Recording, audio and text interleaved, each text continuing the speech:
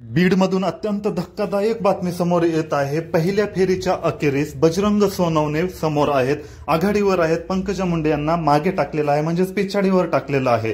मित्रांनो, धनंजय मुंडे आणि पंकजा मुंडे दोघा बहीण भावांनी एकत्रितपणे ही निवडणूक लढवली होती। असं असताना सुद्धा बजरंग बाप्पा सोनवणे हे समोर आहेत। ही अत्यंत धक्कादायक बाब आहे।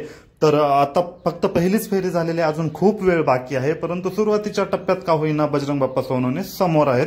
पंकजा मुंडे यांना पिछाडी भेटलेली आहे। तर खास करून बीड अंबाजोगाई केज ज्या मतदारसंघाच्या फेरी झालेली आहे, तर यामधून बजरंग बाप्पा सोनवणे हे समोर आहेत। निकाल फायनल यायला खूप वेळ आहे, परंतु सुरुवातीच्या पहिल्या फेरीत का होईना बजरंग बाप्पा सोनवणे आहेत। आणि आता जवळपास 3 फेऱ्या झालेल्या आहेत, त्यामध्ये सुद्धा बजरंग बाप्पा सोनवणे 1,500 मतांनी समोर आहेत।